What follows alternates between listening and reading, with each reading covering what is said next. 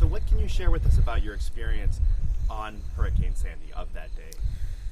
Well, 48 hours prior to Hurricane Sandy, we were knocking on doors and asking residents to leave. We were trying to evacuate the area.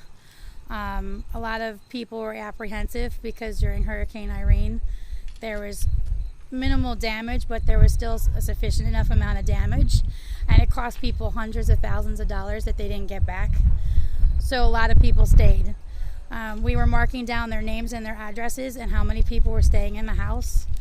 And as the storm hit, we were getting the calls in and marking them off the list.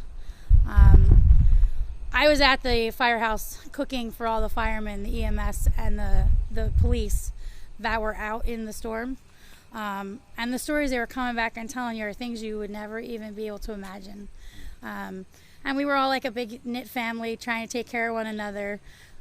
Socks became a very top priority. Staying dry and staying warm because they were out in the water. They were, going around the clock 24 hours a day, and I was just feeding them. Yeah. You mentioned it, but do you want to talk a little bit more about the economic impact on people, both Irene and Sandy? In this area, we're middle to lower class income. Most of us are renters in Keansburg. I myself am a renter, and FEMA doesn't recognize renters. They only recognize first-time homeowners, like if it's your primary home. And if you are a renter, you get less assistance and you have a lot of kickback because it's your landlord's responsibility to fix your place. And then the landlord's saying, leave.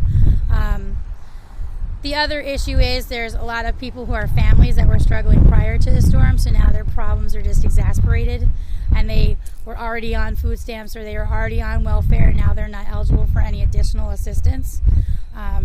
A lot of people lost their vehicles because they stayed during the storm, which meant that now they're using public transportation or don't have any transportation at all. And the main thing is just trying to get back up on your feet when you didn't have resources prior. And now you're down one, they keep saying, is like they're struggling even harder than they were before.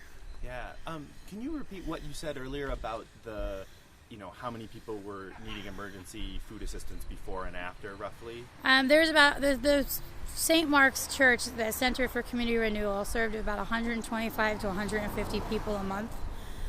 Last month in August, we served 1,013 people out of our food pantry that runs 2 days a week for 1 hour. And my last question is just, what do you wish the media was reporting both before and after Sandy, especially in terms of the economics of it, or the economic impact?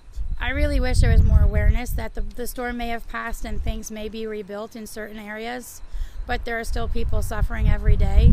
There are people struggling to just get by with a meal on their table, and it's to the point where an area like Keansburg was not acknowledged because they can just leave, but this is their home, this is our community, this is where their roots are, and this is where their comfort level is, so they can't just pack up and leave.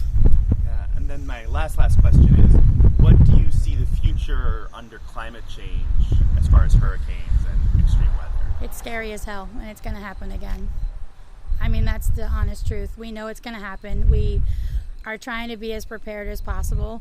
Our berms have not been repaired from Sandy, and if another hurricane hits, we're going to have worse damage than we already do, and we have damage that hasn't even been addressed. Pretty honest. Yeah, no, that's what we want to hear. That's why we're doing Climate Truth. But so I mean, that's the truth. I mean, it's honest. I mean, it's scary. And when we have a normal rain, like today, you can come, and when it's raining, our streets will be flooded. And it's like, what do you do with that? I drove a Volkswagen Beetle. I now have a 30-year-old pickup truck because I was going to ruin my car by living here. Plus, I haul 20,000 pounds of food a week, but that's my inside secret. Melissa, thank you so much. You're welcome. Thanks for coming down. Oh, our pleasure. Sorry I couldn't make it up to angle it up. Oh, we'll come to you.